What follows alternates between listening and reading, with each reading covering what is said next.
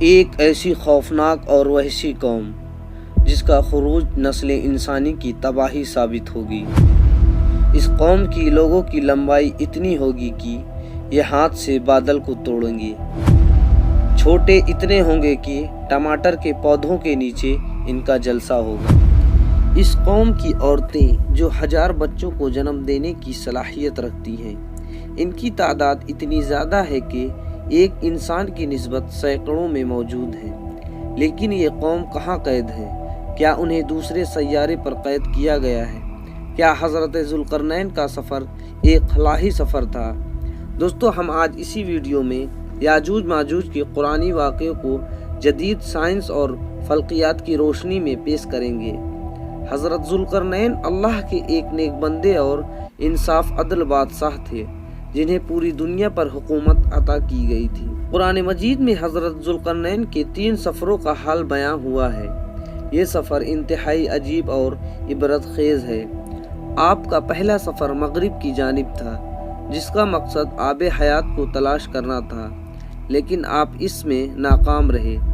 آپ نے دوسرا سفر مشرق کی طرف کیا، جہاں سے سورج طلوع ہو رہا تھا، جہاں آپ نے ایک خانہ بدوش اور غیر مہذب قوم کی مدد کی۔ تیسرا اور سب سے عجیب و غریب سفر شمال کی جانب تھا۔ اس سفر کے دوران آپ ایک مقام پر پہنچے جس کا نام سدین یعنی 2 پہاڑوں کے درمیان ایک جگہ تھی، جہاں ایک قوم آباد تھی جو ایسی زبان بولتی تھی جو سمجھ سے بالاتر تھی۔ ان لوگوں کے ساتھ آپ نے اشاروں میں بات کیا۔ وہاں کے لوگوں نے حضرت ذوالقرنین سے شکایت کی کہ پہاڑ کے اس جانب ایک قوم آباد ہے جس کا نام یاجوج ماجوج ہے۔ یہ لوگ خوب فساد مچاتے ہیں اور ہم پہ ظلم کرتے ہیں، لہٰذا آپ ان کے خلاف کارروائی کریں اور ہماری مدد فرمائیں۔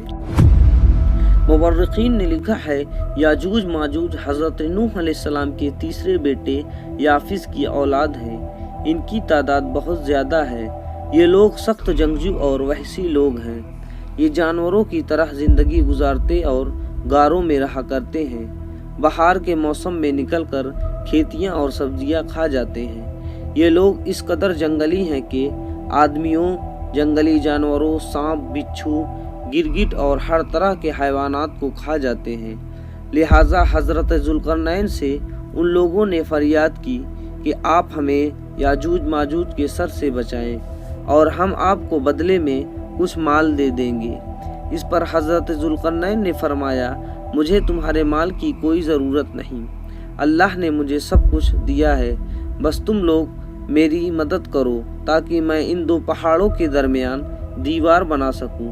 لہٰذا آپ نے وہاں زمین کھدوائی اور پگھلے ہوئے تانبے جما کر اس میں لوہے کے تختے بنا دیے، جن کے درمیان لکڑی اور کوئلے بھروا کر خوب آگ لگوائی۔ اس طرح یہ دیوار پہاڑ کے بلندی تک اونچی کر دی گئی۔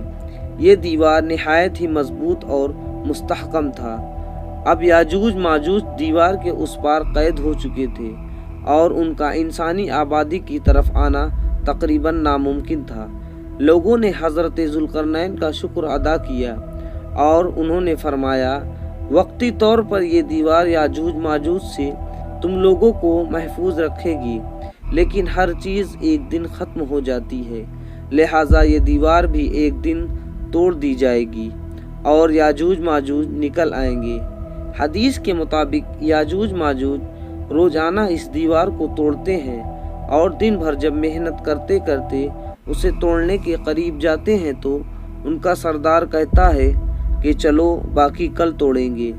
دوسرے دن جب وہ اسے توڑنے آتے ہیں تو اللہ کی قدرت سے یہ دیوار پھر اسی طرح مضبوط ہو جاتی ہے اور اپنی اصلی حالت میں لوٹ آتی ہے۔ لیکن جب اس دیوار کے ٹوٹنے کا وقت آ جائے گا تو ان میں سے ایک کہنے والا کہے گا، چلو اب اس دیوار کو انشاءاللہ کل توڑیں گے۔